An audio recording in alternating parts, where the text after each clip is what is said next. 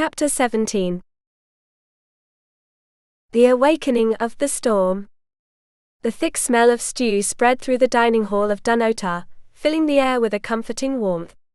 Duncan, with the ease of someone who had served his lord for years, placed a generous portion of the steaming dish in front of Iain.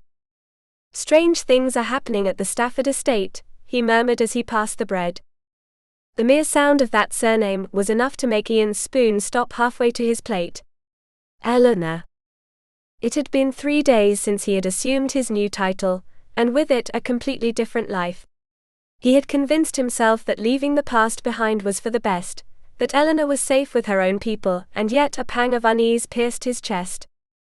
He raised his gaze with a neutral expression, though the tension in his jaw betrayed him. "What do you mean?" Duncan, watching him with the sharp eye of one who knew his lord all too well, paused for a moment before answering. But before he could speak, the door swung open with a sharp thud, and a man burst into the room. Iain recognized him immediately. One of his former guards at the fort, a man to whom he had given the express order to monitor the situation at the Stafford lands and keep him informed. The soldier bowed respectfully before speaking. "Forgive me, Governor. I came as soon as I could. I've just learned that Sir Edmund Stafford is dead." The air in the room seemed to thicken. Iain held the messenger's gaze, forcing himself not to react immediately. It wasn't his business. It no longer concerned him. And yet, the weight of those words sank into his chest like a stone in deep waters. "And his daughter?" he asked, his voice firmer than he expected. The man lowered his head. "She's been with her father's body for 3 days in a cell." Iain felt a shiver run down his spine. He leaned slightly forward, his eyes fixed on the messenger's face. "How is that possible?" he demanded. The soldier swallowed before responding. "The servants speak, Governor, and it's clear that Robert Stafford, who has proclaimed himself the new head of the family, is not well liked. It seems he ordered the hanging of all his uncle's former servants and guards, to surround himself only with his own men." Iain closed his eyes for a moment. Of course. He agreed with what Duncan had just told him. Robert had always been ambitious, but this was more than ambition. It was a power grab, a brutal act to consolidate his control without anyone being able to challenge him. "What else?" he asked in a low, restrained voice. The guard hesitated, but finally continued. "It seems he intends to marry Sir Edmund's daughter to secure the Stafford fortune." A heavy silence fell over the room. Iain felt his blood boil in his veins. God! He could no longer pretend indifference. He forced himself to breathe deeply to maintain his impassive expression, but inside a storm raged fiercely. The image of Eleanor, with her untamable fire and stubbornness, appeared in his mind with painful clarity. He remembered the way she had looked at him the last time they were together, the silent promise in her eyes. She shouldn't belong to any other man. And certainly not to Robert Stafford. Since his departure he had tried to convince himself that the best thing was to stay away, to leave her in her world while he built his. But the truth was that he had never been able to get her out of his mind. Every night when he closed his eyes he saw her. He remembered the warmth of her skin, the overflowing passion in her embrace, the broken sound of her voice when she whispered his name. And now, she's in danger. He couldn't allow it. He wouldn't allow it. "Duncan, prepare my horse. I leave in an hour for the Stafford lands," he ordered decisively. Then, without taking his eyes off the soldier, he added, "I'll also need 20 men." Duncan hesitated. "But, Governor?" Iain turned his face toward him, his eyes darkened with unyielding determination. "Do what I told you." The man nodded immediately, and left to carry out the order. Iain stood up, feeling the tension in every muscle of his body. He didn't know what he would find when he arrived. He didn't know if Robert had already achieved his goal, or if Eleanor still had time. But one thing was clear. She wouldn't be left in his hands. If it meant crossing the border with a group of soldiers without authorization, so be it. If he had to break the rules and risk everything, he would. It didn't matter how much he had tried to distance himself from her. It didn't matter how many times he had tried to convince himself that they had no future together. Because now Eleanor needed him. And he was going to save her. Chapter 18. The Encounter. From atop his mount, Iain gazed at the Stafford home. Despite the time that had passed since his last visit, the imposing fortress maintained its impenetrable character. The dark stone walls rose sharply against the leaden sky, and the gate, surprisingly open, allowed carts filled with supplies to pass through. Without a doubt, preparations for the wedding were underway. He clenched his teeth. It hasn't been held yet. That small glimmer of hope allowed him to breathe easier. Not everything was lost. He had thought long and hard during the journey, and decided to infiltrate alone to avoid drawing attention. His men were waiting hidden in the woods, near the border. He couldn't afford the slightest mistake. His only certainty was that Eleanor was still there. The rest I'd have to improvise.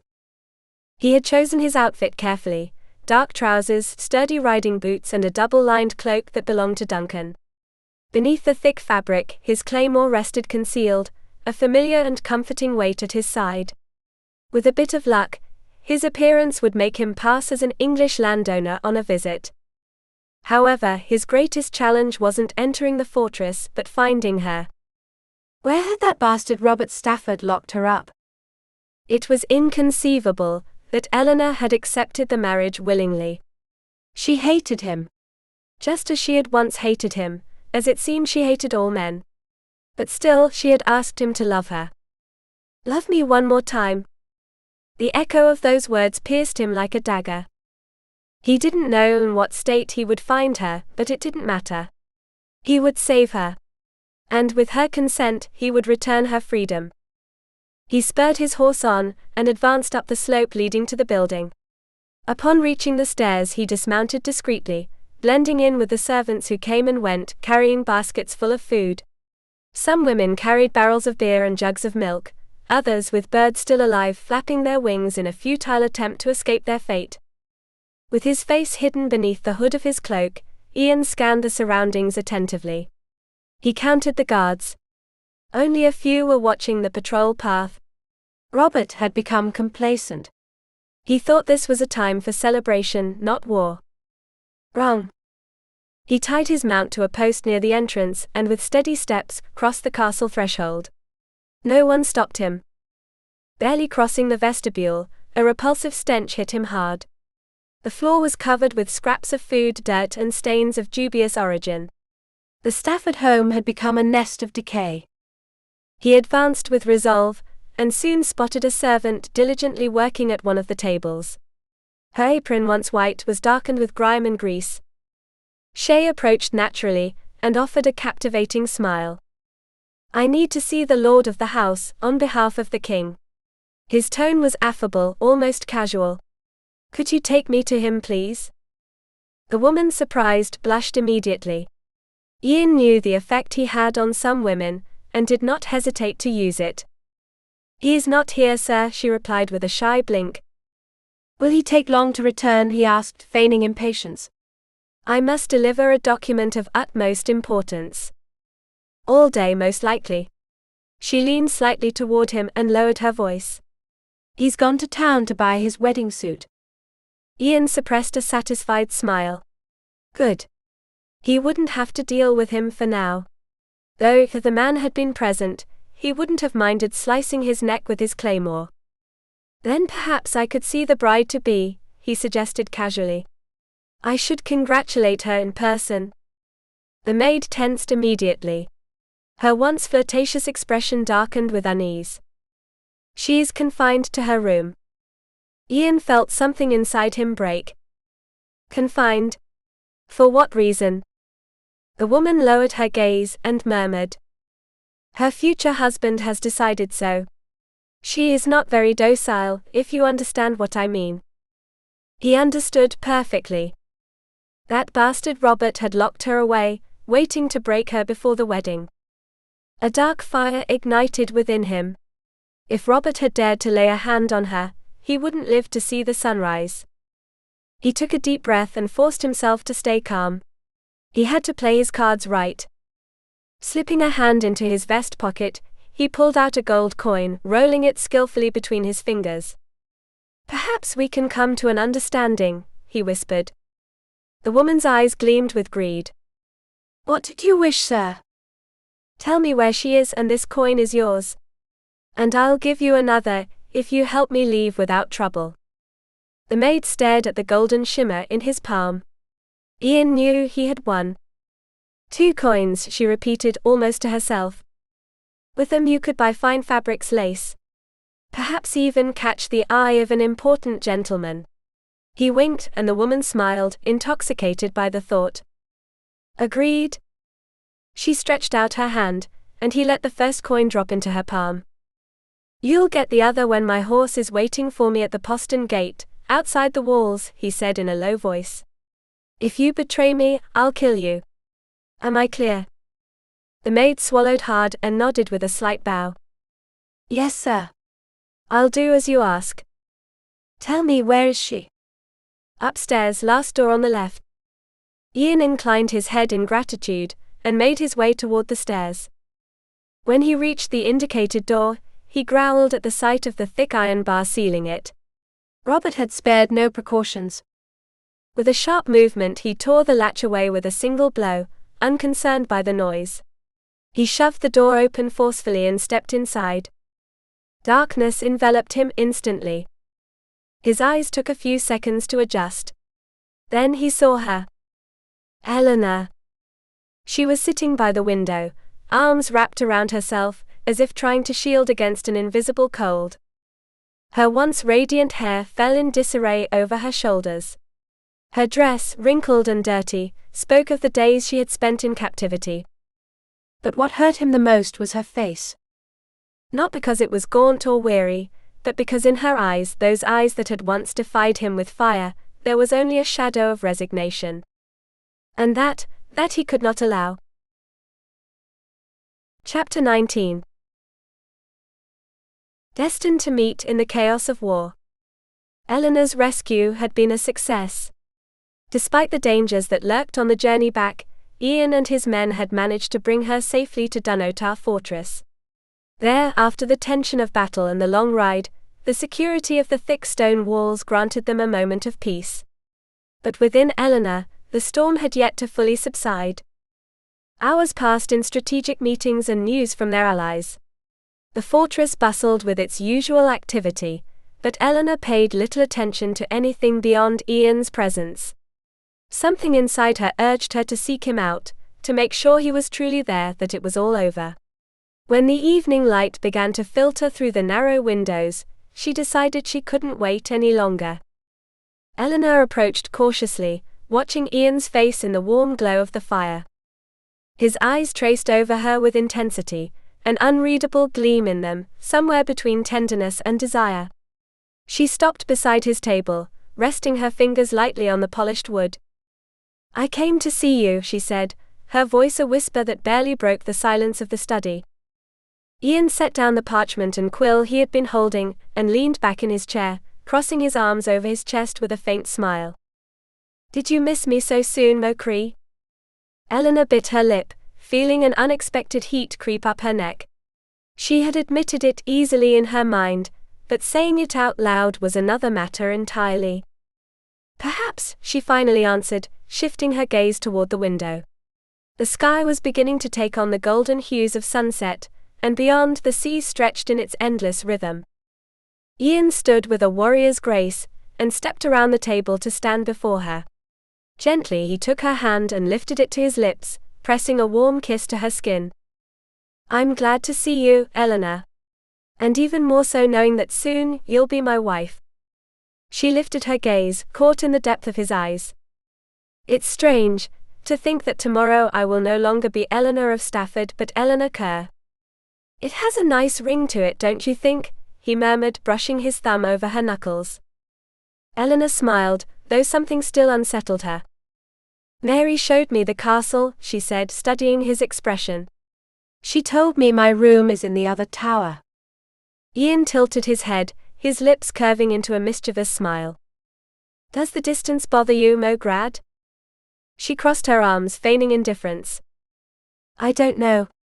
I wonder if you put that distance there on purpose. I did. Why? Iain sighed, running his fingers through his hair in a thoughtful gesture. Because I wanted to make sure you didn't feel obligated to share your bed with me.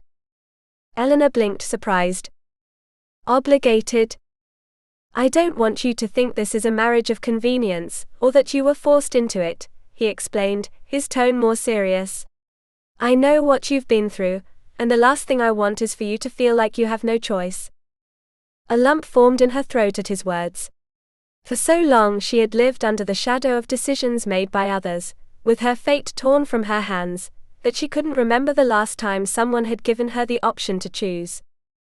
I appreciate what you're trying to do for me, Iain, she whispered, squeezing his hand in hers. But I don't want to be far from you. He watched her for a long moment before pulling her into his chest, holding her tightly. Then I'll have your belongings moved to my chambers soon. Eleanor laughed softly against his chest. Soon?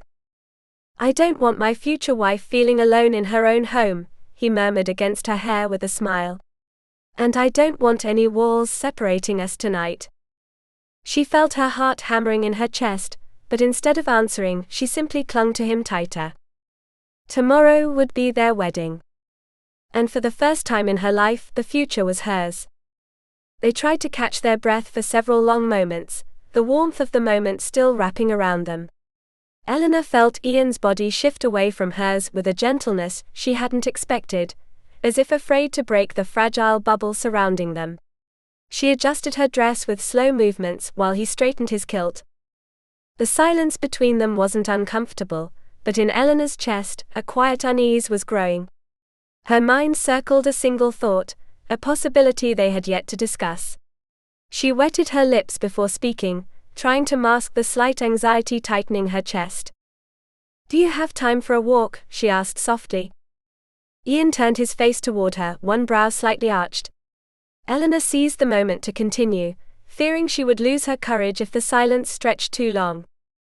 I'd like you to tell me a little more about what awaits me, she went on, about my role as the governor's wife.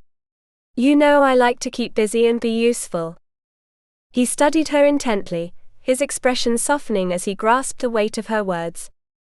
I know, he nodded with a slight smile. I haven't forgotten. And yes, I have time for you. With great pleasure. Eleanor tilted her head with an almost unconscious flirtation, sliding her hands over his shoulders before wrapping her arms around his neck. The pleasure is mine, she whispered, a playful glint in her eyes. Thank you for this delightful interlude. Iain intertwined his fingers with hers, and with a firm yet gentle motion, helped her down from the table. Then, instead of letting her go, he pulled her against his chest, holding her with an intensity that stole Eleanor's breath. You are the enchanting and irresistible one, he murmured against her hair. You can interrupt me any time you wish. A soft, unbidden smile curved Eleanor's lips. Perhaps this marriage of convenience wasn't just a mere transaction between families. Perhaps, just perhaps, it would bring them something more. A glimpse of true happiness. They stepped outside together, where the cool evening breeze wrapped around them with its salty caress. From there the view was breathtaking. The sun painted the horizon in shades of gold and amber, while the waves crashed against the rocks in their endless murmur. It's beautiful, isn't it? Iain said, his gaze lost in the scenery. Eleanor glanced at him from the corner of her eye. There was something in his expression, a quiet serenity and pride that felt deeply endearing. Very, she affirmed with conviction. I love it. I think we'll be happy here. He looked at her then, with an intensity that made her heart race. I think so too. Eleanor felt her throat tighten slightly. In that moment, she wished with all her heart that nothing would ever separate them. That life would allow them to stay together, that the happiness she sensed in these gestures, in these shared words, wasn't just an illusion. And for the first time in a long while, she dared to pray for it. Chapter 20. When the battle roars, only love can save them. Dinner unfolded in a solemn atmosphere, with Iain seated at the head of the table, and Eleanor beside him, in the place that befitted the governor's future wife. The decision to formally present her to the household had not been made lightly. He wanted them to accept her, to recognize her as the mistress of the home they would soon share. But more than anything, he wanted to protect her. He knew danger still lurked. Though he had managed to rescue her from Robert Stafford's grasp, the threat of the English had not vanished entirely. Moreover, his position at Dunnottar was not yet fully secure. His men respected him, yes, but some still saw him as an outsider, a usurper who had taken Sir Thomas Lyon's place. The old man lay dying in his chambers, and uncertainty over the future weighed heavily on them all. Iain took a sip of ale and reached for his spoon, absently stirring his soup as his thoughts wandered. Until his return with Eleanor, he had never seriously considered marrying her. He had wanted her, yes, more than once, and the night they had spent together at Ferniehurst had marked him in a way he had not expected. But his first instinct had been to save her, not to make her his wife. Yet now that the decision had been made, the idea of having an heir no longer seemed so unthinkable. Perhaps they had already conceived one. He lifted his gaze, watching Eleanor discreetly. Her expression was somber, distant. Something was troubling her. "Well," she asked suddenly, after taking another sip of her soup, "what is it that I'm supposed to do?" Iain arched a brow. "You'll figure it out with the steward. Or his daughter. I just got here, Eleanor, I don't know much more than you." She blinked a few times before setting her spoon aside and rising to her feet with determination. That defiant spirit had returned, the same one that made her challenge him at every turn. "But you still haven't explained why you put me in a room opposite yours," she asked, a hint of reproach in her voice. "Did you never intend to spend more time with me than necessary?" Iain cleared his throat. "Sir Thomas Lyon is dying. I didn't want you to disturb him." It was the truth, but not the whole of it. He hadn't had time to think it through. He had rescued her, brought her here, but they weren't married yet. Placing her in his chambers or too close to them would have stirred gossip among the servants. He had an image to uphold, a role to fulfill. Why couldn't she understand that, instead of confronting him? Eleanor crossed her arms, holding his gaze. "Disturb him? Or were you afraid my cries would echo through the halls?" Iain scowled. "That's not it. You're imagining things," he snapped, harsher than he intended. "We're not married yet. I thought it was the best solution. For him and for us." "Well, you thought wrong," she retorted, her cheeks flushed. "Unless you did it because I'm English." "A foreigner." Iain met her gaze for a moment before nodding sharply. "Yes, that too." He couldn't deny it. He knew that to many in the fortress, Eleanor was the enemy. Her presence didn't go unnoticed, and he didn't want to expose her to the hostility of those who still doubted his leadership. She narrowed her eyes, as if realizing something unexpected. "So I'm to understand that before asking me, you weren't even sure you wanted this marriage?" Iain let out a sigh. That's it. He couldn't lie to her. Marrying her hadn't been part of his plan. He wanted to protect her, take her to a safe place, but the moment he had her in his arms, when he felt her tremble with pleasure beneath his skin, he knew he couldn't let her go. He refused to admit that it was more than desire. More than mere convenience. Eleanor lowered her gaze, her voice barely a whisper. "And now?" Iain looked at her, searching for the right words, but only found the simplest truth. "I've told you. This marriage doesn't bother me." Eleanor laughed bitterly. "Doesn't bother you," she repeated, as if struggling to understand. He didn't know how to respond. He'd never been good with words. He had never needed to explain his thoughts to a woman. Not now. Not when his new position required all his attention. But when Eleanor stood up abruptly and looked at him with tears in her eyes, he felt a dull ache in his chest. I thought that, she stammered before pressing her lips together. I thought you were different from the other men, but in the end, you're just like them. Good night, Governor. And with that she left the room. Iain stood there watching her leave, feeling a knot form in his stomach. Damn it, what a temper. They weren't even married yet, and they were already arguing. An hour later, driven by an instinct he didn't understand, he went to her room. To his surprise, the door wasn't locked. He entered silently, and saw her standing by the window, the curtain pulled back. The moonlight bathed her silhouette, and the reflection of a tear rolled down her cheek. Without thinking, Iain took her hand. She took a moment to react. Her eyes, red from crying, slowly scanned him before settling on his. He remembered the first time he saw her in the fort's cell. She had the same expression of vulnerability, of restrained fear. Something inside him twisted painfully. He approached and took her by the arms. She didn't resist, but she didn't respond either. She seemed lost, as if her spirit had gone away. How could this be?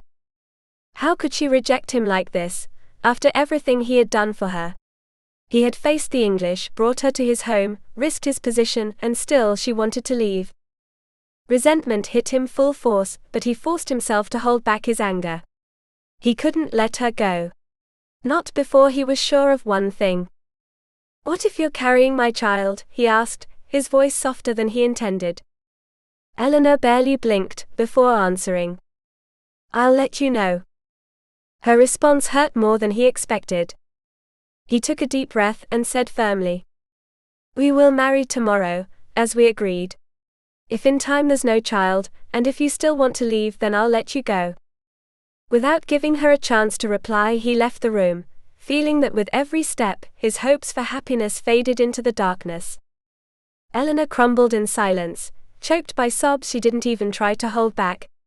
The truth hit her with the brutality of a winter storm. Iain didn't love her. Perhaps he desired her, perhaps he found pleasure in her body, but his heart remained forbidden territory. The certainty froze her blood. For days, she had clung to the hope that something deeper would grow between them, that their caresses were more than mere instinct, that his gaze didn't only travel over her with longing but with tenderness. But no. Their union was nothing more than a practical solution, a commitment imposed by duty. She covered her face with her hands, feeling trapped in an invisible prison. How had she been so naive? Iain had rescued her, yes. He had protected her with undeniable fierceness, but not out of love but out of honor. Because he was a warrior, and warriors fulfilled their duty without expecting anything in return. The worst part wasn't knowing he didn't love her. The worst part was admitting that she did love him. A bitter laugh, broken by her own sobs, escaped her lips. When had she become this woman? She, who had learned to fend for herself, who had sworn never to depend on anyone again. And now she was here, tangled in the impossible desire for Iain to see her, to truly see her, beyond desire, beyond obligation. She collapsed to her knees on the cold stone floor, curling into herself as if she could contain the pain that way. She placed one hand on her abdomen, her only refuge in the midst of the abyss. If inside her Iain's child grew, at least she would have something of him, a part of him that no one could take away from her. Please, she whispered, a plea with no recipient. To God, to fate, to any force that might hear her. She didn't know how much time passed in that position, motionless, with the tears soaking her nightgown. Only when she felt a chill run down her back did she force herself to move, to take a breath, and to straighten up. If there was no child, she would leave. It made no sense to fight the inevitable. She couldn't force Iain to love her. And she couldn't allow him to keep her, for convenience's sake. But if there was a child? She pressed her lips together, holding back another sob. If there was a child, she would stay. Not for her, but for him. So he wouldn't grow up without his father, so he would have a home, a name. So at least a part of her could remain by his side. She wiped the tears away with the back of her hand and forced herself to stand. She couldn't allow herself to keep crying. She couldn't allow herself to keep waiting for something that would never come. Tomorrow everything would change. And if fate didn't grant her the child she longed for, then she would leave. She would go far away, where Iain couldn't reach her, where her love wouldn't keep chaining her to a man who would never love her as she loved him. Chapter 21. Two souls, two lands, one destiny. Iain didn't usually visit Sir Thomas Lyon after dinner, but that night he felt the need to do so. He didn't want to be alone with his thoughts, with the emptiness Eleanor had left after talking about leaving. When he entered the room, the dim light enveloped him. Only a flickering candle illuminated the room, casting long shadows over the heavy curtains. The elderly Lyon lay in his bed, covered up to his chin with thick blankets. His hair, hidden beneath a cap, peeked out in messy strands, and his breathing was a faint thread, interrupted by a wheezing whistle. He was dying. Iain knew it. Everyone in the castle knew it.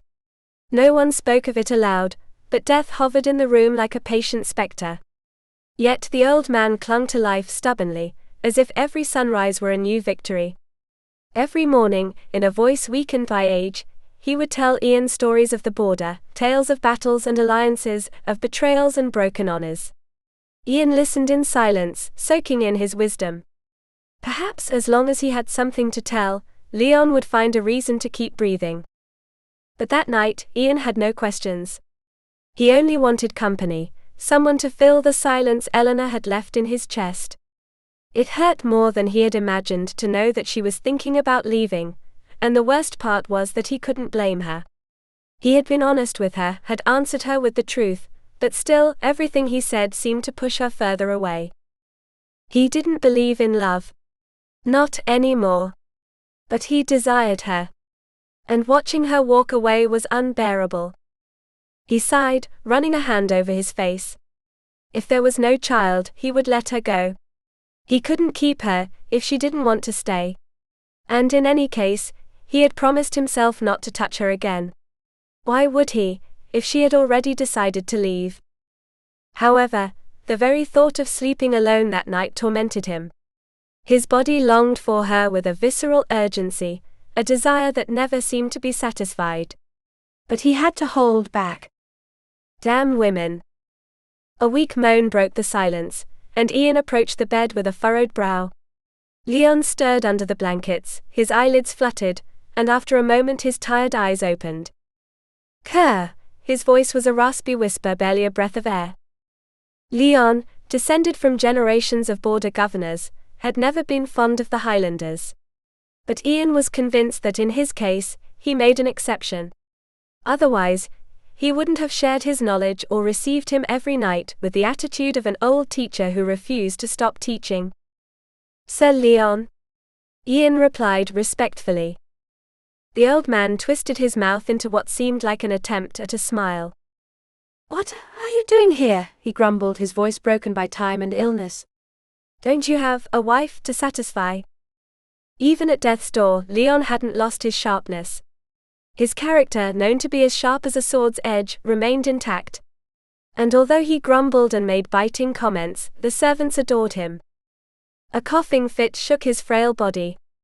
Iain instinctively leaned toward him, alert to any sign that death was claiming him at that very moment. But Lyon straightened up, with the same stubborn spirit as always. Where is she? I would like to meet her. Iain pressed his lips together. I'll introduce you tomorrow, Sir Lyon. Before the wedding. The old man nodded weakly. You're right to marry. Iain gave a bitter smile. I don't know, sir. You know she's English. Lyon sighed. I know. Mary told me. The old man looked at him with dull but penetrating eyes, as if he could see beyond Iain's words, as if he were reading the uncertainty that Iain himself didn't dare to acknowledge. What do you think? The young man asked. The old man let out a trembling breath before answering. The important thing is not to end up alone. The words struck Iain like the blade of a dagger. Did you never find someone to marry? There was a long silence. Lyon seemed lost in his memories, his gaze fixed on an invisible point in the dim light. I loved a woman, he murmured at last. But I was too stupid, or too proud to tell her that. I loved her, and I let her go. His breathing slowed. Don't make the same mistake. I did. The old man's eyelids fluttered, and before Iain could respond he closed his eyes, sinking into a deep sleep. Iain stayed by his side for a moment, the echo of his words resonating in his mind. Don't make the same mistake I did. He ran a hand over his neck, lost in thought. What mistake had he made so far? Not feeling love, or not admitting it. With one last glance at Leon, he left the room. But his steps led him, without thinking, toward the wing where Eleanor slept. Was it too late to do something? To stop her? He stood in front of the closed door, his fist raised, about to knock. But he didn't. He turned around and walked away, his heart chained to a truth he wasn't ready to accept. Chapter 22. A blood oath. The words of Sir Thomas Lyon echoed in Ian's mind all night, relentless. I was too stupid or too proud to tell her I loved her, and I let her go. Don't make the same mistake I did. He couldn't shake them off, turning them over and over in his head, until dawn found him restless, having not slept a wink. Now, standing in front of the small chapel at Dunotar Fortress, he was about to take Eleanor Stafford as his wife. She was radiant. As always. The blue dress, simple in design with a white collar, gave her an air of purity, of delicate solemnity. Her hair, braided and adorned with small flowers, was arranged in a style that made her seem even more ethereal. Yesterday, when he saw her enter his office with the same hairstyle, the image had unsettled him. Now her mere presence brought back memories of the night before, her skin under his hands, her taste in his mouth, the way she had surrendered to him without hesitation.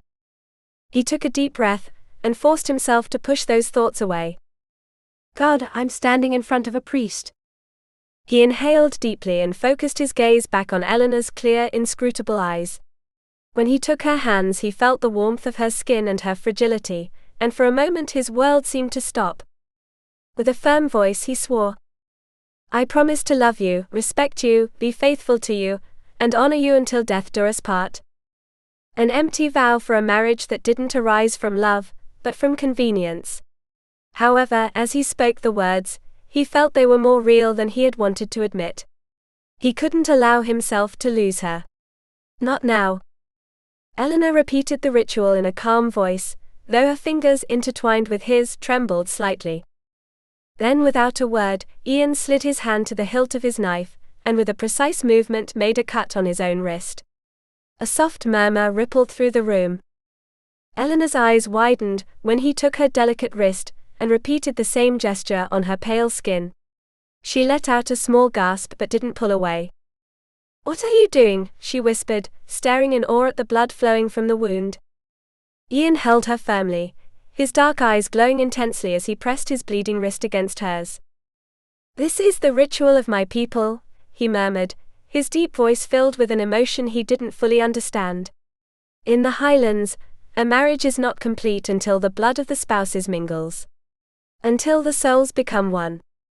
Duncan, who was standing beside him, took a piece of white cloth that Iain handed him, and skillfully tied it around their joined wrists. The silence in the chapel was absolute. Iain felt a lump in his throat, as he began to chant in Gaelic. I, Iain Kerr, by my blood recognize you, Eleanor Stafford, as my lawful wife. May our bloods mingle, may our souls become one, and may our hearts unite as one. I promise to be yours, Eleanor, for all eternity. His voice vibrated in the air. There was no pretense in his words. Not at that moment. Eleanor looked at him intently. Her lips trembled before she repeated the vow in a shaky voice. When she did, a tear slid down her cheek.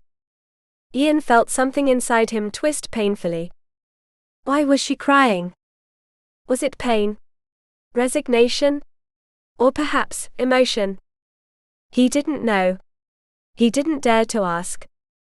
On an uncontrollable impulse, he took her face in his hands and kissed her. The murmurs turned into applause. The guards, the servants, Everyone present celebrated the union discreetly before returning to their tasks. Iain offered his arm to Eleanor, and she placed her hand on it. He led her to the great hall where a light meal awaited them, with no songs or dances, no laughter or mocking comments about the wedding night. Only the sound of cutlery against plates, the faint crackling of the wood in the fireplace. Iain remembered his brother Alistair's marriage to Agnes, the joy on their faces, the promise of a shared future. Could it have been like that for him, if his first love hadn't confessed her desire to become a healer? He felt empty. He watched her move delicately to take the pitcher of beer, and her arm brushed against his. It was the slightest contact, barely perceptible, but his body reacted with an unexpected violence. Iain clenched his fists. Not again. He wouldn't spend any more time longing for her touch, sighing for her like a fool. Suddenly, he stood up from the table as if he had been burned. "Excuse me," he murmured, and before anyone could say anything, he headed to his office. He closed the door behind him and collapsed into the chair, exhaling with frustration. He took the correspondence he had left the night before and read it carefully, trying to find in the monotony of reports and letters the calm his soul so desperately needed. Chapter 23. A bridge between two souls. "Your husband seems eager to get back to his duties," the priest commented with a faint smile, observing the empty chair Iain had left behind after his abrupt departure. Eleanor blinked, still in shock from her husband's sudden flight. Her heart was racing, but she forced herself to maintain a serene smile. "True," she nodded calmly. "He has a lot of work, and his time is very precious."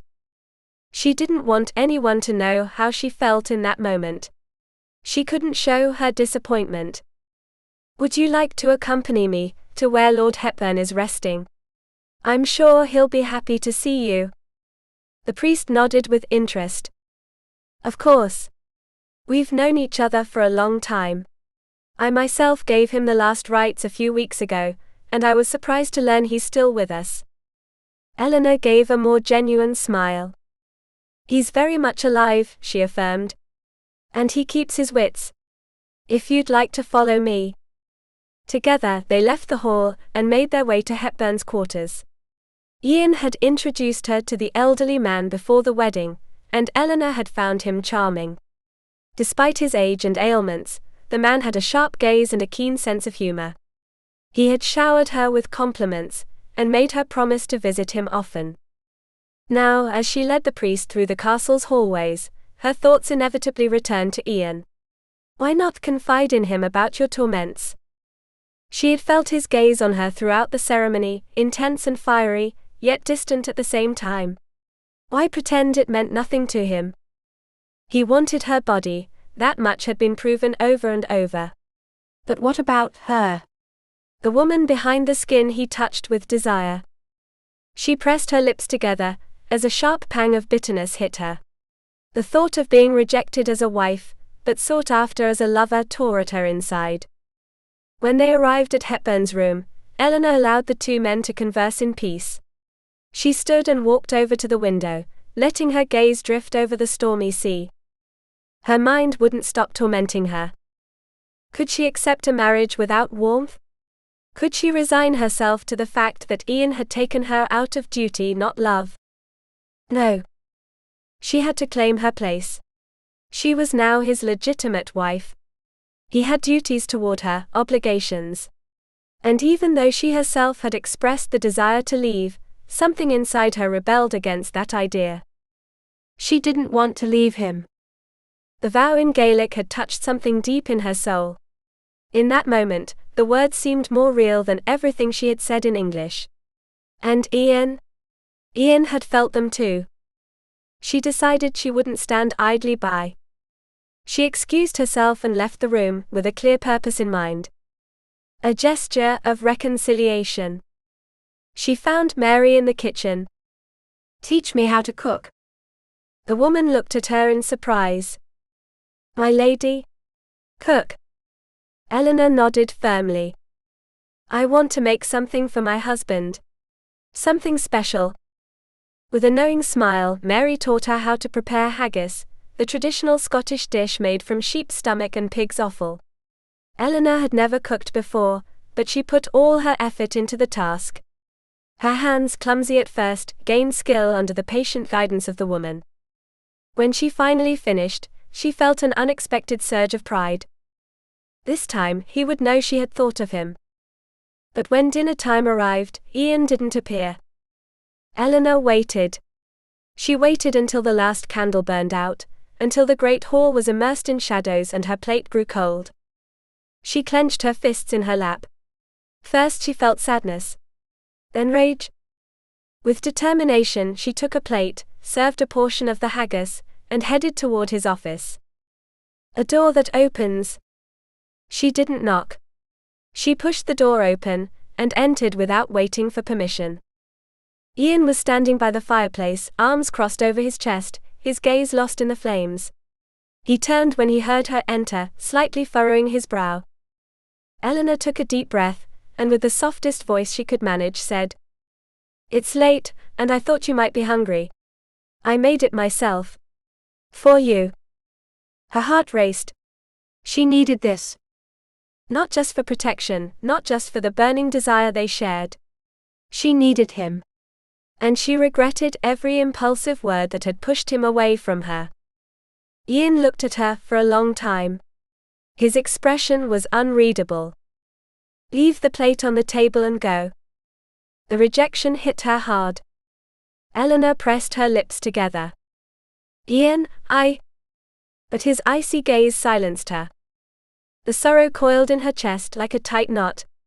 Maybe it was too late to fix her mistake. Without another word she walked to the table, gently placed the plate down and headed for the door. Just as she was about to cross it, his voice stopped her. "Eleanor." She turned around immediately. "Yes." Iain held her gaze for a moment that felt eternal. His face remained serious, but his tone was barely a whisper. "Thank you." Eleanor felt an unexpected warmth in her chest. She gave him a smile filled with all the love she was capable of expressing. For a brief moment, she saw something in his eyes. Something that faded as quickly as it had appeared. Iain nodded and murmured, "Good night." She tilted her head slightly in a gesture of respect. "Good night to you as well, my lord." She gave a small curtsy and left, softly closing the door behind her. A silent wait. When she reached her room, she hurried to undress and slipped under the blankets. She lay still, holding her breath. He would come. She knew it. She had seen the desire in his eyes, felt it in his voice. She wrapped her arms around herself, naked beneath the sheets, and closed her eyes. He would come. It was just a matter of time. Chapter 24. United in the night, united in life. Iain stared at the empty plate before him, the taste of haggis still lingering on his palate. It was delicious.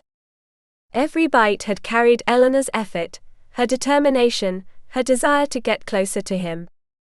But the distance between them wasn't measured in gestures, it was measured in invisible wounds, in silences heavy as steel. He took a long sip of whiskey, then another and another. He thought the alcohol might clear his head, help him focus on the documents on his desk. But no. She was still there. Not in the room but in his mind. In his skin.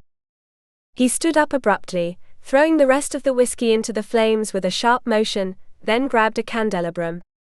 His footsteps echoed firmly down the hallway, as he made his way to his bedroom. He didn't stop. He didn't think twice. He pushed the door open with the same conviction with which he locked it behind him. Eleanor appeared to be asleep, her silhouette barely illuminated by the flickering candlelight. She looked peaceful, unaware of the storm raging inside him. He set the candelabrum on the table, and began undressing in silence. As he slipped beneath the sheets and felt her bare skin, a smile escaped him. She knew. She had been waiting for him. Slowly he moved closer, brushing his lips against her shoulder, inhaling her scent. How much he wanted her. But more than her body, he craved her warmth. He wrapped an arm around her neck and pulled her to him, trailing kisses along her nape, her shoulder, the delicate curve of her back. She shivered. A sound escaped her lips, a muffled moan, laced with something that almost sounded like a sob.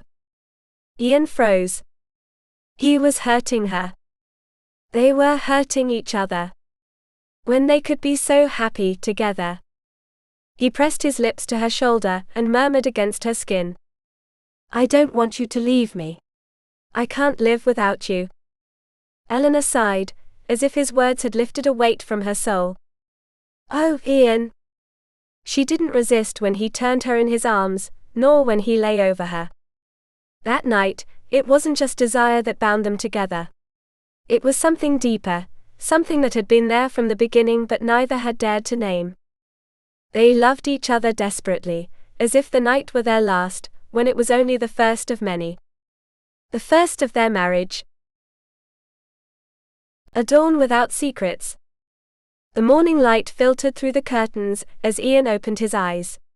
Eleanor was curled up against his chest, her breathing slow and steady.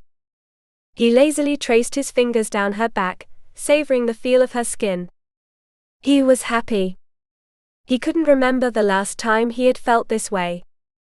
Every so often she would lift her face and press small kisses against his torso, as if she too didn't want to break the magic of the moment. He wanted that night to last forever. They had spoken little. They had understood each other with their bodies. But in the quiet moments between gasps and caresses, they had exchanged a few words. Explanations. Apologies. Iain ran his hand over his wife's nape, tangling his fingers in her hair. Do you still want to leave me? He asked softly. Eleanor propped herself up on one elbow, and looked at him with a tender smile. No, Iain. I don't anymore. And in truth, I never really did. Her eyes shone with sincerity. I said I wanted to leave because I thought it would give you the freedom you longed for. Her voice grew softer. I didn't want to impose my presence when you had made me feel like you didn't want me by your side. I refused to believe you had married me out of pity. Iain gazed at her in silence. And yet, I said I wanted to marry you, didn't I? Eleanor let out a small lopsided smile. You did it out of duty, Iain. To protect me. A knot formed in his chest. Had it been only that? The word she hadn't dared to say hung between them. Love. Was he still capable of loving? Doubts crashed over him like a stormy sea. He had loved before. He had promised Rowan everything, and she had shattered him without a second thought. Could he take that risk again? He took a deep breath, and after a long silence said, I will do everything I can to make you happy, Eleanor. It was the only thing he could promise. She looked at him fondly and nodded. That will be enough for me. Smiling softly, Iain pulled her close with gentle pressure on her nape and kissed her. Having you choose me as your husband is an honor. Eleanor pulled back slightly, arching a mischievous brow. I had no choice, she replied, her eyes gleaming playfully. You forced me. I wanted to go to a convent. He chuckled, tightening his fingers gently around her nape. Liar. You enjoy pleasure too much to deprive yourself of it. She opened her mouth to protest, but he silenced her with a kiss. And what about children? She asked when they parted. Isn't it too soon to think about that? Iain propped himself up on one elbow. No. I want an heir. Eleanor made a playful grimace. Perhaps it will be a girl. He smiled. Then we'll have children until you give me a son. Eleanor laughed, her expression both amused and defiant. Very well. He ran a hand gently over her cheek. Tell me about your parents. I barely know anything about them. Eleanor rested her head against his chest and sighed. According to my father, I take after my mother. She was kind, sweet. Everyone loved her. A long silence stretched between them before she added, her tone more bitter. My father was a good man too, before revenge blinded him. A chill ran down Iain's spine as he grasped the weight of those words. If anyone ever hurt Eleanor, he too would be capable of the worst. Are you still seeking vengeance? She looked at him intently. Don't you trust me? Iain sighed. I've been betrayed before. I don't want it to happen again. Eleanor took his hand and clasped it between hers. I will never betray you. She hesitated, her voice barely above a whisper. I still despise the Scots, but with you it's different. He studied her in silence. If you betray me, I'll kill you with my own hands. Her eyes widened for a moment before she smiled. My lord is too kind. Iain grunted. I'm not joking, Eleanor. I know, she whispered. I swear you'll never have to get rid of me, because I will never betray you. Iain held her gaze for a long moment before exhaling deeply, and murmuring, I believe you. He leaned in and pressed a tender kiss to her forehead. She was his. And he was hers. Chapter 25. Deception in the shadows. Twilight draped the fortress in a mantle of blue-tinged shadows, as the northern wind howled through the battlements.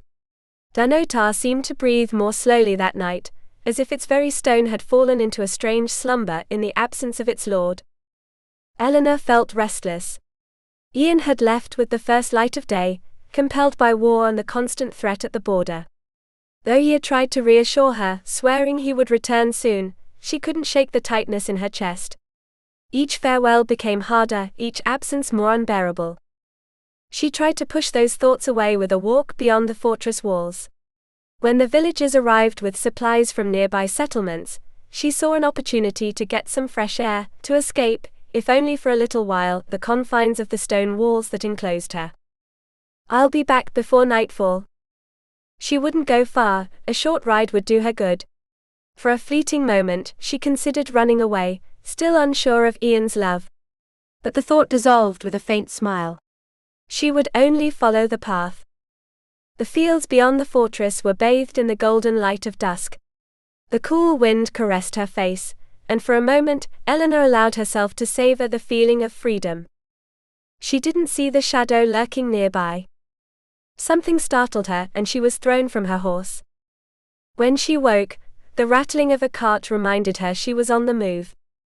On her way to a prison. The awakening in the prison of his past. The silence in the chamber was oppressive, broken only by the distant murmur of voices within the castle. Eleanor allowed herself a few moments of stillness, before fully opening her eyes. She knew where she was. She recognized it the moment she took in the scent of aged wood, the heavy curtains embroidered with gold, and the faint creak of the floorboards beyond the door. Her prison. For a fleeting moment, fear threatened to consume her. She thought of Iain. She thought of her child. Despair was not an option. She took a deep breath and forced herself to remain calm. Iain will come for me. But what if he didn't? What if Mary had managed to deceive him, just as she had deceived Eleanor by whispering that his mind was elsewhere? That suspicion had driven her to leave. What if? She shook her head and pressed her lips together. No. She would not allow doubt or jealousy to poison her mind. She pushed herself upright. Every muscle ached from the blow she had taken, but she had no time for weakness. Moving cautiously, she approached the door and pressed her ear against the wood. Nothing. She tried the handle. Locked. As expected. Stepping back, she let her gaze sweep over the room. It hadn't changed much since she had last been here. The vanity her father had gifted her still stood in its place, with its small drawers and an oval mirror framed in aged gold. A pang of nostalgia struck her, recalling the nights when he would sit by her bed, speaking of her destiny, of the greatness of their lineage, of the ambitions she would one day be expected to embrace. Then footsteps in the corridor put her on alert. She straightened, hands tightening over her lap, bracing herself for what was to come. The lock clicked with a metallic snap. The door swung open slowly, revealing the silhouette of a tall man with an air of arrogance. Robert. The officer who had once been her protector, her friend, now her captor. Welcome home, Eleanor. His voice was smooth, almost condescending, as if he were greeting a guest rather than a prisoner. She remained motionless, refusing to give him the satisfaction of an immediate response. No words of gratitude, he pressed, smirking. After all, I've brought you back where you belong. Eleanor met his gaze with icy detachment. I won't thank you because I never asked to return. Robert let out a brief chuckle and stepped inside, closing the door behind him. Still as stubborn as ever. And you're still the same traitor. For a fraction of a second, Robert's smirk faltered, but he quickly regained his composure. He advanced slowly, stopping just in front of her. A traitor? Such harsh words, my dear. I've only done what was always meant to happen. There is no destiny in betrayal. Only ambition, greed, and cowardice. Robert's eyes flashed with restrained fury. Your tongue is far too sharp for a woman in your position. Eleanor held his gaze fearlessly. And what exactly is my position, Robert? Your prisoner. Your bargaining chip. Your trophy. He didn't answer immediately. Instead, he studied her, like a wolf assessing its prey before striking. You've always been a clever woman. I expected nothing less from you.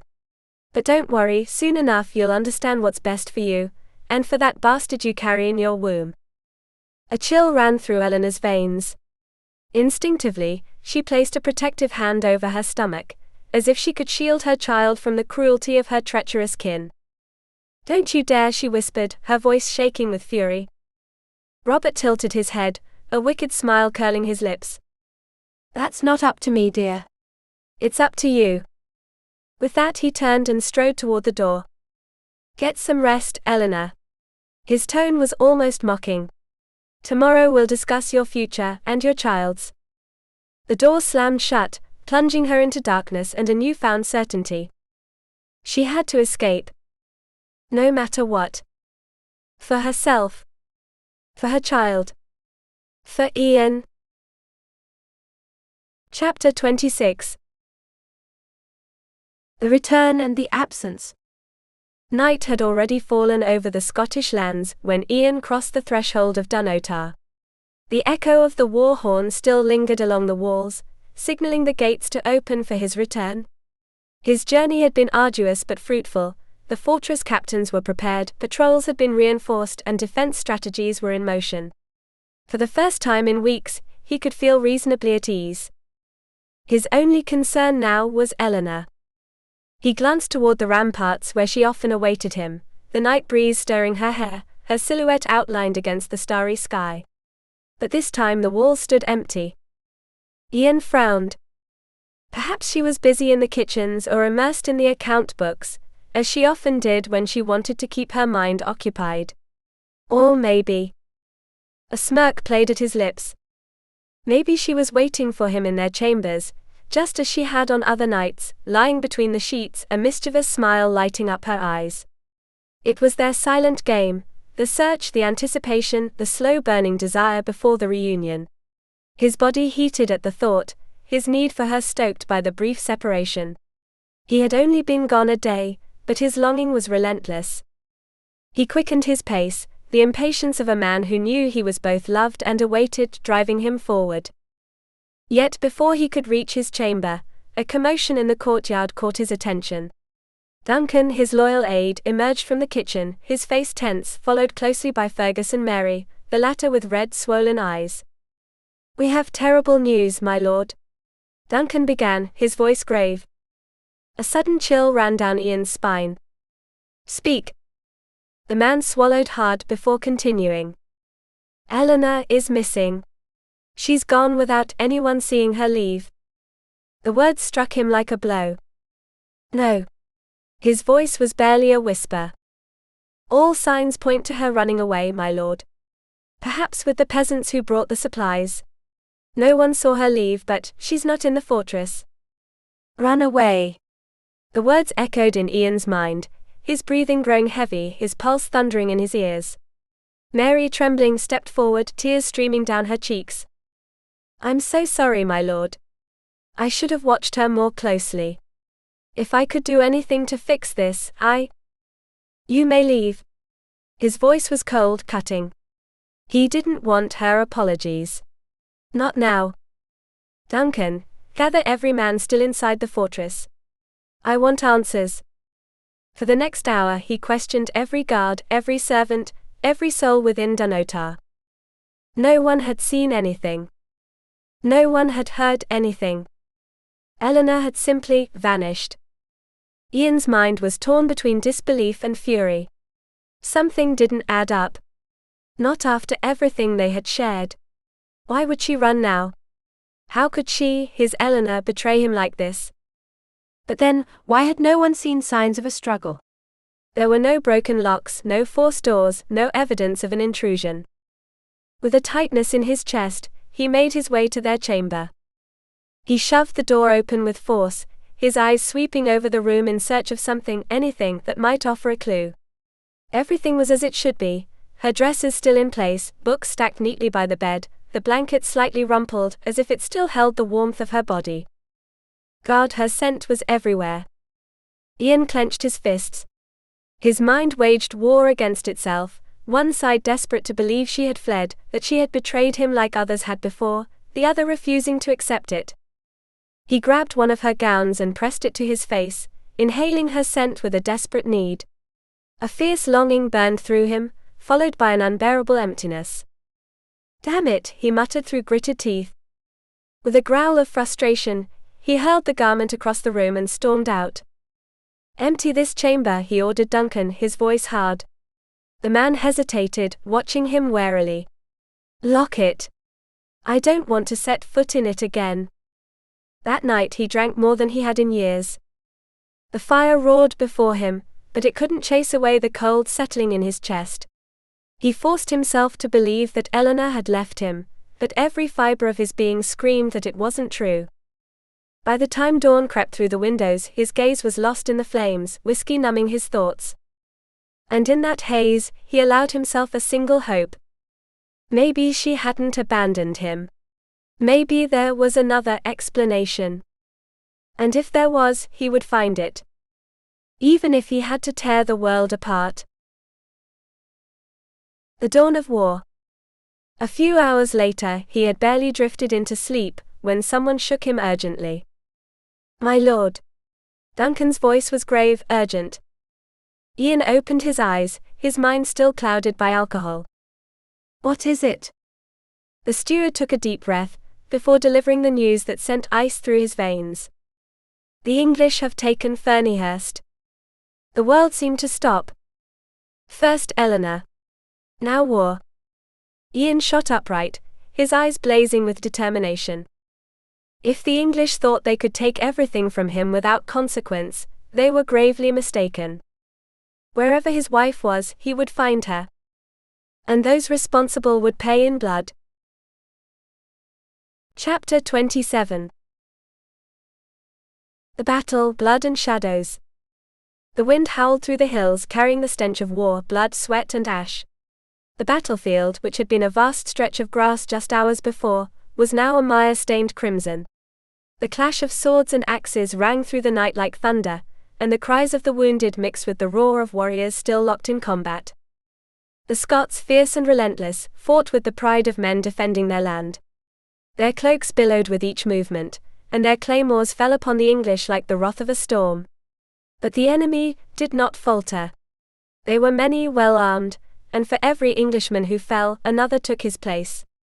The ground was littered with lifeless bodies, severed limbs, and in some places, rivers of blood mingled with the rainwater from the earlier downpour. Beyond the battle lines, the wounded lay in tents, safe from the fighting but not from death. Inside, a different war raged. Men with bloodied bandages groaned in agony, some with fever-clouded eyes, others too weak to even protest. Rowan, who had ridden here with the army, worked tirelessly alongside the healers, trying to mend wounds that too often proved fatal. Death showed no mercy, and not all the men carried into the tents would live to see the morning. Eleanor's escape. Within the walls of the English fortress, Eleanor wrestled with fear and desperation. She knew Iain was out there fighting, perhaps wounded, or worse. From her cell, she had overheard the guards talking about the battle, the casualties. She couldn't wait any longer. She had to find him. Taking advantage of the soldiers' distraction, she managed to slip out of the fortress under the cover of night.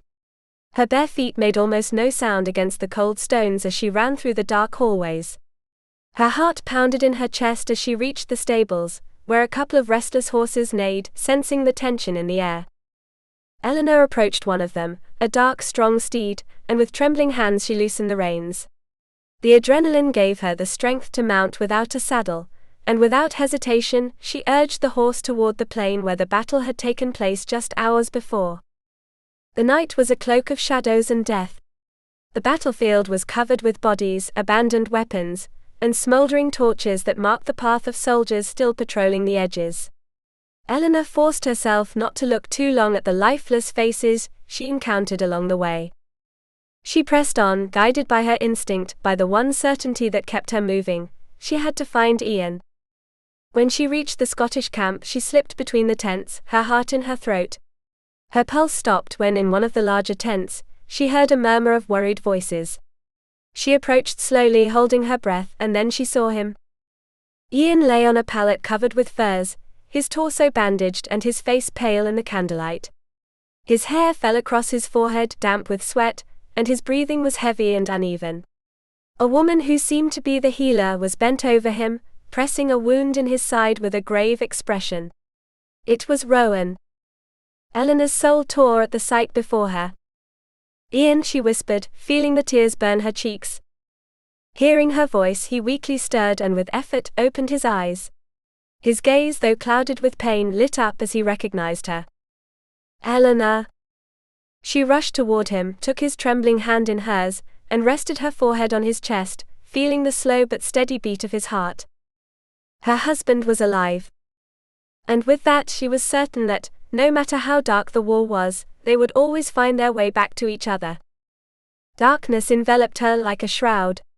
Somewhere in the corners of her mind, Eleanor floated between consciousness and lethargy, trapped in a limbo where only pain existed. A raw, burning pain that not only gripped her belly but spread throughout her being, tearing her apart from the inside. She heard voices around her, distant, as if the wind was carrying them from another world. She couldn't understand the words, only the tones: worry, urgency, desperation. She tried to cling to something, an image, a memory, but everything was a swirl of shadows and anguish. Suddenly, a familiar scent reached her. Musk and leather, iron and ash. And something else. His skin. His warmth. "Iain," she murmured, her voice broken by tears, not knowing if she was calling him from wakefulness or from a dream. A pair of hands gently held her, a barely perceptible caress brushed across her damp forehead. The warmth of a firm palm rested on her cheek, and as if her body recognized that presence, her breathing calmed, and her mind clung to reality. She opened her eyes with difficulty. The lights flickered around her, the scent of herbs and melted wax filled the air. She was in a tent, the folds of the canvas rippling with the night breeze, and beside her, leaning with a furrowed brow, was Iain. Her voice was barely a trembling whisper. Her husband was alive. The impact hit her like a blast of cold wind. All the pain, all the despair that had torn her apart moments before crumbled into a torrent of relief and confusion. Her eyes traced his face, the taut line of his jaw, the beaded sweat on his skin, the shadow of a wound on his side. "Iain," she repeated, and this time her sobs cracked in her throat. "Shush, Mo Gowl," he whispered, his voice laden with contained emotion. Eleanor jerked upright, ignoring the dizziness that hit her as she did.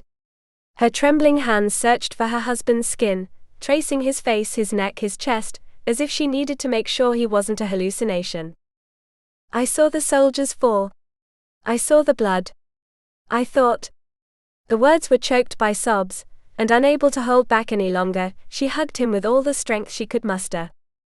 Iain groaned softly from the pain of his wound, But he didn't try to push her away. On the contrary, he pulled her to him with fierce intensity, his warm breath in her hair.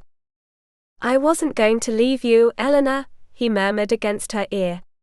"Not our son." Her son. A tremor passed through her. She had forgotten the weight in her belly, the other being who depended on her, who beat within her body. Her hand instinctively moved to her abdomen. "The baby," she whispered with sudden panic. "Is it?" Iain turned his face to look at her, and before he could say anything, a third voice intervened. "Rowan." "It's fine, milady." Eleanor turned her head in surprise. In the dim light of the tent, an elderly woman with wise eyes and braided hair stood by an improvised table filled with jars of herbs and bandages. "You had quite a scare, but the child is strong," the woman continued in a reassuring tone. "Rest.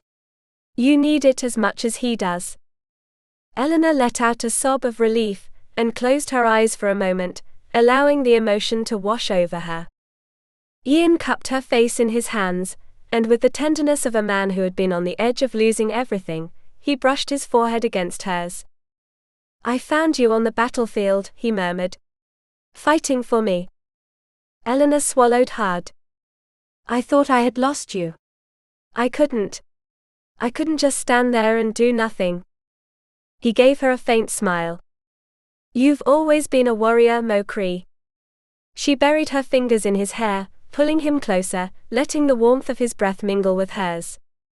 "Promise me you won't leave me like that again," she whispered, her voice breaking under the weight of everything they had endured. Iain's eyes, dark as the sea in a storm, locked with hers. "I promise." And when their lips met, it wasn't just a kiss. It was the promise of a new beginning. "Eleanor." His voice was barely a thread, but she could see the recognition in his eyes, the echo of so many nights shared, so many unspoken promises. The tears which she had held back with so much effort rolled down her cheeks when she saw that he was looking at her, that he was truly seeing her. She leaned closer to him and gently stroked his cheek. "Shush. Don't speak. Rest, my love. You're safe," she whispered, placing a kiss on his burning forehead. Iain tried to move his lips to say something more, but his body was still too weak. His fingers, however, tightened around hers, as if he feared that if he let go she would fade away like a dream. Eleanor understood. She stayed by his side, never letting go of his hand, and in that moment she knew that no matter what happened, she would never leave him. Chapter 28. The Return of the Warrior. When Eleanor opened her eyes, she felt her heart beating with the force of a war drum. She slowly sat up, allowing reality to envelop her. She was in the Ferniehurst stronghold, in the room she had occupied before everything collapsed. She had been unconscious, and Iain was possibly in the same state. She had to find him. The memory of the battle hit her like a whirlwind. Her false relative. The sword. The blood. Iain falling. Her chest tightened with pain and her eyes filled with tears. "Iain," she whispered, her voice breaking, unable to bear the thought of his absence. Her mind wandered through the memories, the shared moments, the overwhelming passion that bound them. She hadn't had time to tell him she was going to be a mother. Now that child would grow up without him. But she had to be strong. She owed it to Iain, to their child, and to herself. She wiped away her tears and stood up with determination. She found her clean clothes at the foot of the bed and dressed quickly. She needed answers. When she descended the stone stairs, her heart pounding and her throat tight, Roger the healer appeared before her. "My lady, I was just about to look for you. I was worried. How do you feel?" "I don't know, Roger." The words caught in her throat. "I imagine you want to see him." Eleanor felt the world crumble beneath her feet. "Yes. Do you think he can receive me?" "He hasn't woken up yet, but nothing prevents you from staying by his side." Her heart stopped for a moment. Eleanor staggered. She felt the ground open beneath her, and Roger caught her before she could fall. "My husband, is he unconscious? But is he alive?" Yes, my lady. Our governor is a man of action. The one who brings him down hasn't been born yet.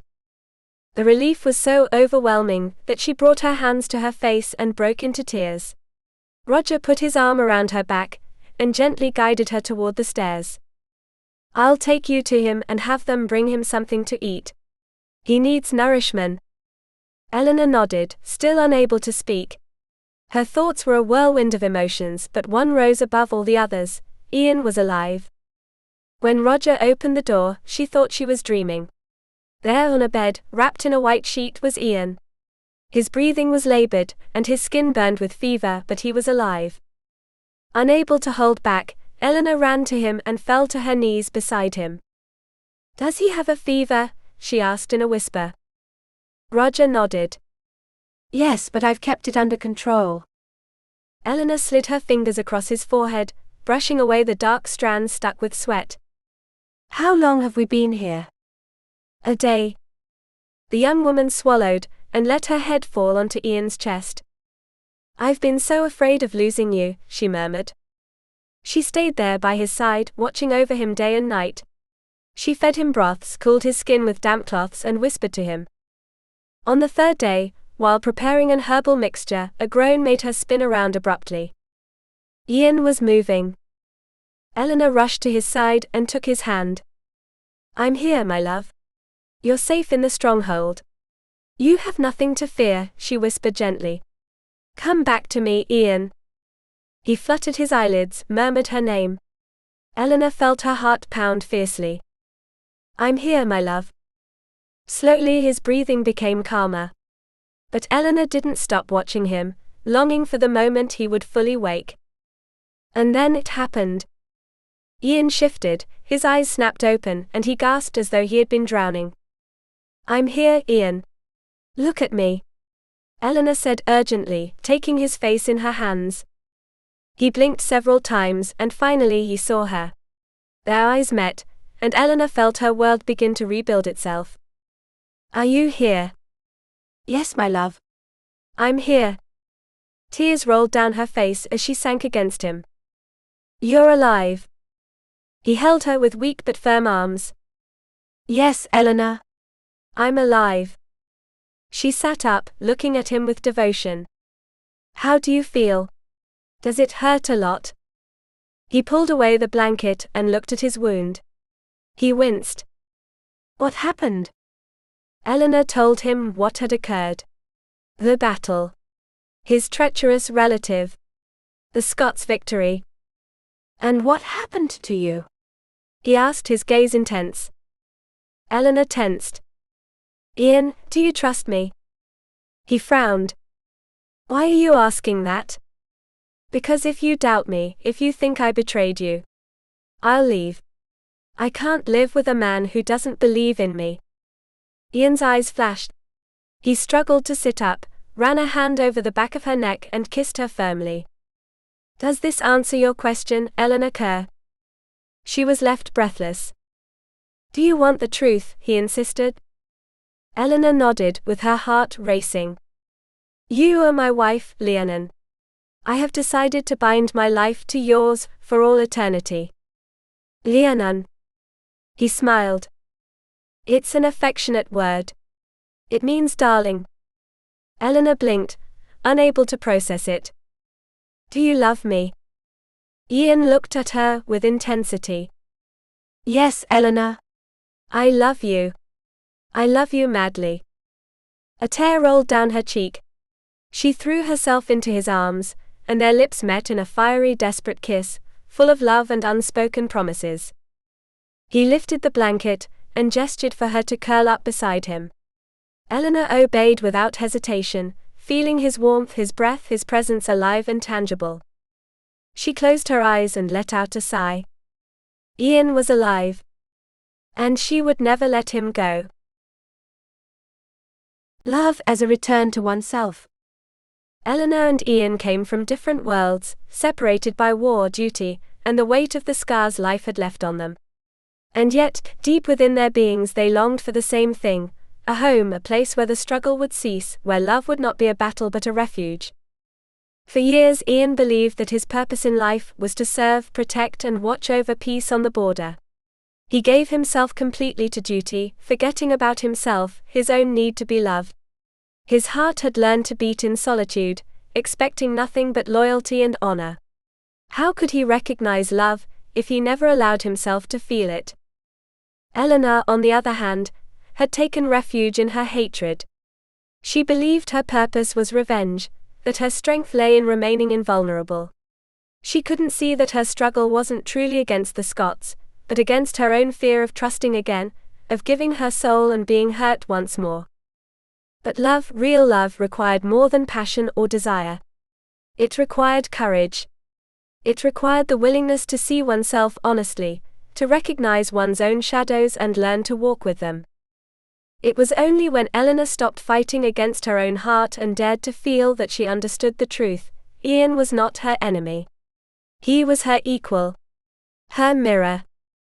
And it was only when Iain allowed his love for Eleanor to touch him deeply, when he understood that duty didn't have to be at odds with happiness, that he finally found the peace he had always been searching for. They both wanted the same thing. They were both fighting for peace. But the true peace, the most important one, wasn't the one they sought on the border, but the one they had to find within their own hearts.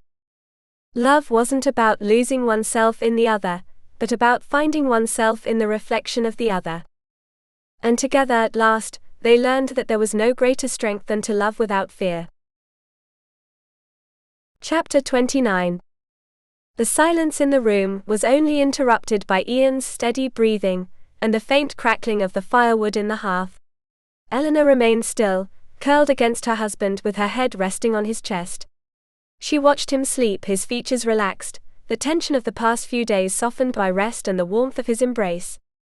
Her fingers gently traced the line of his jaw, the shadow of his rough beard against the pads of her fingers. He was hers. Her husband, her love, the father of her child. Time seemed to fade away in the warmth of the moment, until she felt Iain's body shift slightly. A soft groan escaped his lips, and Eleanor lifted her face, concerned. His lashes fluttered before he opened his eyes, and when his blue gaze settled on her, a flash of tenderness covered everything. "How do you feel?" she asked softly, stroking his hair. He smiled faintly. "Better, now that I see you." She sighed in relief. But the worry still lingered. "Iain, what will you do about Mary?" Her husband's expression hardened, his gaze darkening. His hand, which had been resting on Eleanor's hip, slid down to her arm and caressed it in a reassuring gesture. "Don't worry about her, Rhiannon. I'll make sure she doesn't hurt you again." Eleanor looked at him intently, searching his eyes for a clearer answer. "But she cared for you."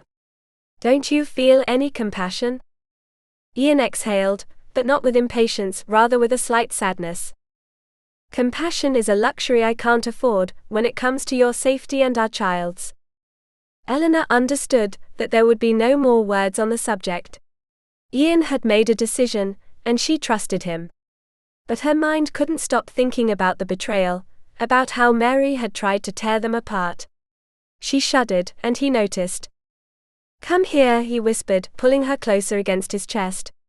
His breathing was deep and steady, wrapping her in his warmth. "Don't let fear steal this moment." She closed her eyes and let herself be embraced. "You're right," she murmured. "I just want to think about our child."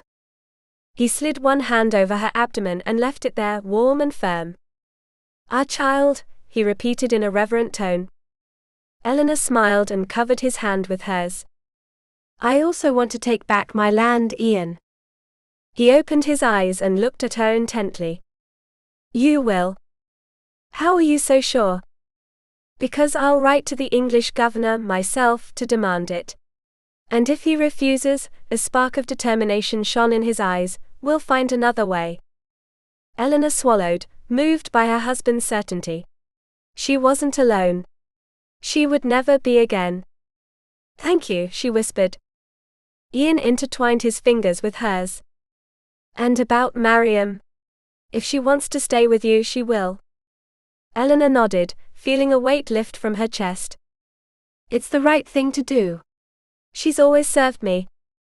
Iain studied her face, admiring her. "You have a great heart, Mograde." She smiled softly and brought her hand to his face, caressing it tenderly. "I just want to do what's right." "You will. You always do." A soft groan escaped his lips as he tried to adjust himself. "Does it hurt a lot?" Eleanor asked, alarmed. He closed his eyes for a moment and exhaled slowly. "A little. I just need to rest." She quickly placed a hand on his forehead, checking to see if he had a fever. "Rest, my love. I'll take care of you." Iain took her hand and kissed it gently, before settling back against her. "Will you stay by my side?" "Always," Eleanor whispered. He smiled faintly, closing his eyes, and within minutes his breathing became deep and regular. Eleanor watched him sleep, his chest rising and falling in a serene rhythm. She loved him. She loved him more than she ever thought possible. And with that thought she drifted into sleep, safe in her husband's arms.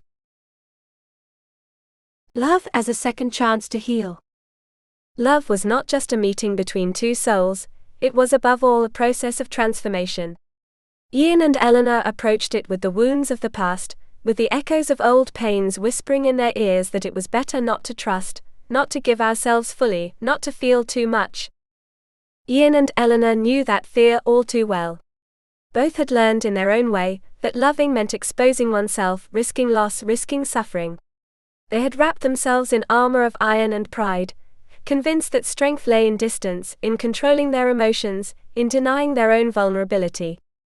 But love, true love, was not a war strategy nor a battle that could be won. It was a leap into the unknown. It was the courage to allow oneself to be seen for who one truly was, without masks, without defenses. For Iain, love meant understanding that loyalty was not just to his duty, but also to himself and what he truly desired. For Eleanor it meant daring to trust, to lower her weapons, to understand that not all men were there to take away her freedom, but that some, like Iain, could share it with her. Healing the past was not about forgetting it, but facing it with a new perspective. Love didn't erase the scars, but it taught them that they could be loved despite them, and even because of them.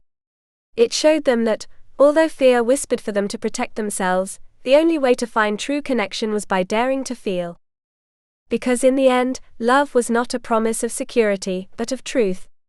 And in that truth, in that genuine meeting of two souls, lay the greatest possibility of all, the possibility of healing together. Chapter 30. Justice at Dunnottar. It took Iain more than a month to regain enough strength to ride a horse. During that time, his impatient spirit was forced into patience, but when he finally managed to stay in the saddle, he resumed his role as governor with determination. Mark had told him what had happened in the battle, and its consequences. The English barons who had acted on their own had been disavowed by their own governor, their lands confiscated, and their families expelled. When Eleanor heard the news, she felt a pang of sadness. She had known many of those men since her childhood. But she also knew they had chosen their fate, with full knowledge of the consequences. Despite everything, Iain had interceded on their behalf and managed to get their lands restored. She had traveled there with an escort, appointed a trusted steward, and made Mariam in charge of the servants. Then, after giving her father a proper burial, she returned home with a calmer heart. But there were still matters to resolve. The guards who had survived the battle, loyal men, were now more valuable than ever. The fallen, about 20 brave souls, had been honored in their cremation by Mark, the new captain, and his men, while Iain fought between life and death in his bed. He hadn't been able to say goodbye to them, and that weighed on his soul. But he could have been among the dead, if it hadn't been for Eleanor. He clearly remembered the scene on the battlefield. His last moment of consciousness had been of his wife kneeling beside him, her face covered in dust and fear, her hands trembling but firm, and before that the body of his traitorous relative pushing him off of him. He had tried to speak to her, to reassure her, but his lips wouldn't obey. Then the sensation of being lifted, the darkness surrounding him, and her voice. Her voice calling him back. No, he hadn't died that day. He had fought for her, and for the life they were building together. But in Dunnottar, a final reckoning awaited. He didn't announce his arrival. He wanted Mary to have no time to flee. Her betrayal had to be answered. The fortress gates opened wide as soon as his banner was spotted from the battlements. They rode into the courtyard at a gallop, the echo of the hooves resonating against the stones. Iain dismounted with agility, and offered a hand to Eleanor to help her down. "Go up to our room," he said softly. "I'll be with you as soon as I finish here." Eleanor nodded without asking questions. They had talked about this before. She knew what needed to be done, and also that it was not something she needed to witness. A guard discreetly escorted her up the stairs, and only when she disappeared inside the fortress did Iain turn on his heels and head to the common room. He found it just as he had imagined. Francis the steward was sitting in his usual spot by the fire, his posture relaxed, as though he knew he was the master of his surroundings. Beside him Mary stood upright, her expression tense, as though she already sensed what was coming. Iain didn't waste any time. "My lord." Francis immediately stood and bowed respectfully. "We didn't expect you so soon. If I had known, Iain raised a hand, silencing him. With a slight nod, he signaled for his men to surround the room. Mary took a step back, her eyes scanning the room for someone. A co-conspirator? She didn't find anyone. Francis frowned, confused. "My lord. What is going on?" Iain held his gaze firmly. "Your daughter is responsible for the escape and kidnapping of my wife." The steward's face turned pale. "No, it can't be," he muttered, turning to her in disbelief. "Mary." But Mary was no longer pretending. Rage burned on her face like a flame. "Why not?" she exclaimed in a trembling voice. "She's an Englishwoman. A foreigner. She never should have been here. I gave her what she deserved." Silence thickened in the room. "I had to get rid of her," she continued, growing more agitated. "I had to." She suddenly turned to Iain, her dark eyes glowing with an almost feverish intensity. "Since I saw him, I knew I wanted him," she whispered, taking a step toward him. "We could have been happy, my lord." Iain barely had time to react. Francis moved first. He drew a knife from his belt, and without hesitation plunged it into his daughter's abdomen. Mary let out a choked cry. Her eyes widened as she staggered and clung to her father's arms. Francis held her for a moment, before letting her lifeless body slide to the floor. A long, chilling silence settled over the room. Iain had not intended to interfere. What Francis had done was the only way to cleanse the dishonor from his family. Any other punishment would have meant the gallows for her. Francis bowed his head before Iain. "I'm sorry, my lord. I didn't see it. But I beg you to forgive her. Since the death of her fiancé, she was never the same." Iain looked at him coldly. "I will never forgive her," he declared. "But I won't make you pay for it. Your punishment is to leave." The old man nodded. "It has been an honor to serve you." With those last words he gathered his daughter's body and left. Iain watched him depart without a trace of tenderness. He felt pity for him but no remorse. When he reached the guardroom, he found a man tied to a bench. Duncan approached him. "He tried to escape," he reported in a tense voice. "He's a traitor." Iain studied him for a moment. Then without a word he raised his claymore, and brought the blade down with lethal precision. The dull thud of the head hitting the floor marked the end of the betrayal. Now and only now could he sleep in peace. Chapter 31. Desperation gripped her chest like an iron fist, as she ran aimlessly through the fortress courtyard. Her boots splashed through the wet mud, but she didn't care. The Highland breeze, cold and cruel, lashed against her face, mingling with the burning tears streaming down her cheeks. She didn't know where to go or what to do. She just wanted to flee, escape from that scene that had torn her apart inside. The beats of her heart hammered in her chest violently. She couldn't breathe. Her soul ached. Why? Why now, when she had begun to trust him completely? Why was Rowan coming to visit him? And why that secret meeting? She had seen them in the stables. Iain's voice pursued her like a distressed echo. Eleanor, wait. But she didn't stop. She couldn't. Let me go, she cried desperately, her tear-filled eyes fixed on her husband's dark ones. Iain held her tighter, but without hurting her. Not until you tell me what's going on. She let out a bitter, broken laugh. Are you really asking me? I saw it, Iain. I saw you with her.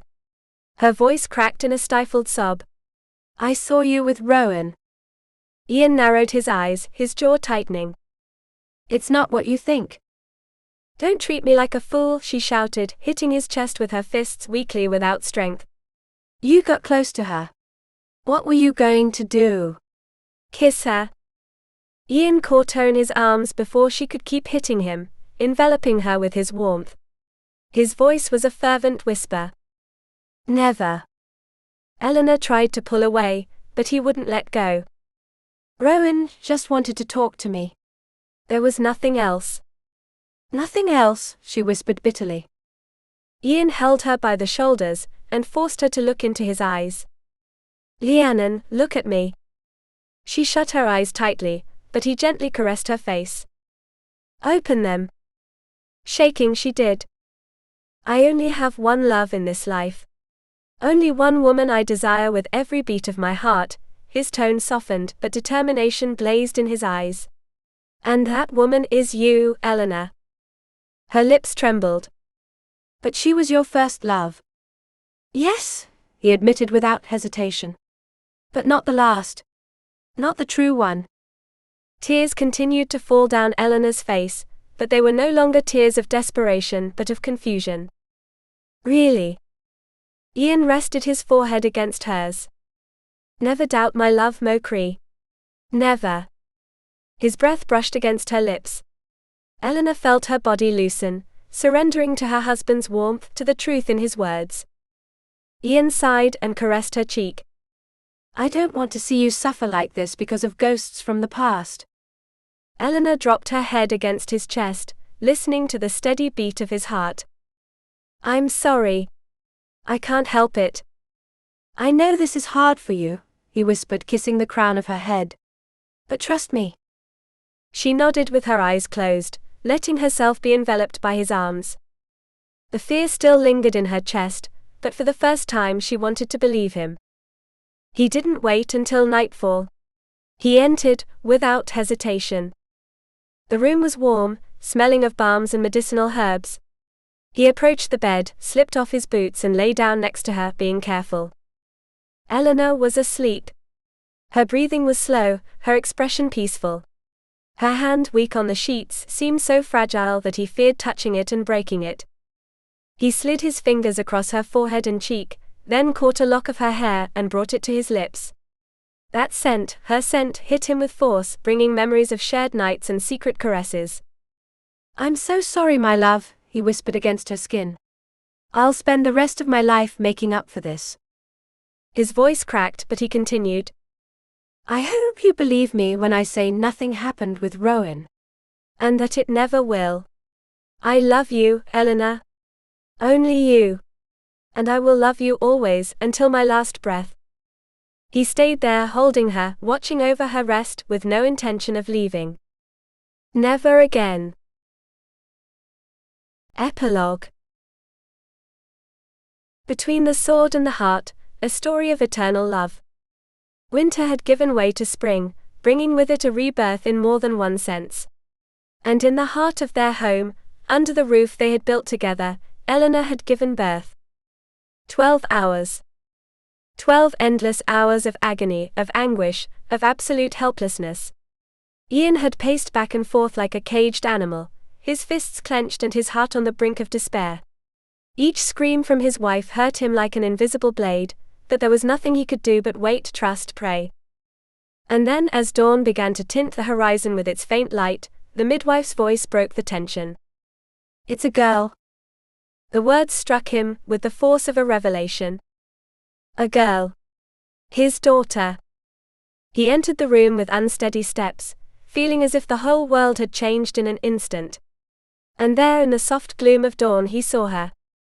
Eleanor was reclining against the pillows, exhausted, her hair damp against her forehead and her cheeks flushed from the effort. But she had never looked more beautiful. Never. And in her arms, wrapped in warm cloths, rested the smallest and most perfect creature he had ever seen.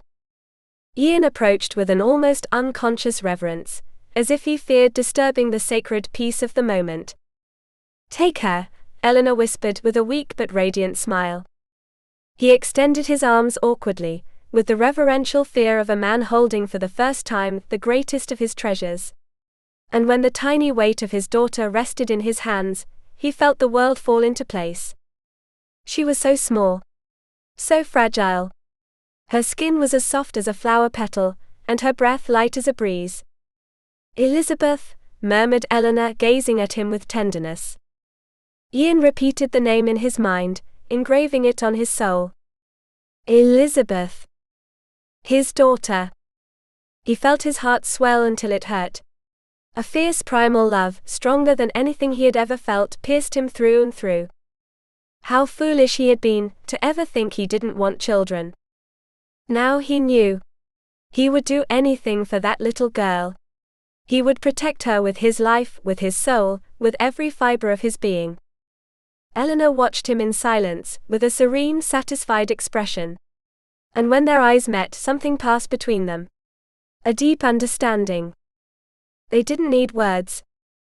Hours later, when the sun was high in the sky, Iain returned to the room and found them both fast asleep. Eleanor, her face relaxed in a peaceful slumber, and Elizabeth, curled up against her mother, her tiny hand resting on her chest. And in that moment, he understood. That was his true home. Not in the Highlands, not in the castles of his ancestors, but there with them. He had left behind everything he knew, had defied his own destiny, and he would do it 1,000 times over if it meant having this. Eleanor, the woman who had come into his life like a whirlwind, the foreigner, the Sassenach, whom he had taken as a prisoner and for whom, without realizing, he had given his soul. He regretted nothing. Because beside her he had found true love. The love that knew no bounds, that unsettled the soul, that made him a better man. The love that would carry him to the ends of the earth, to his last breath. Until death separated them. And maybe even after. The end.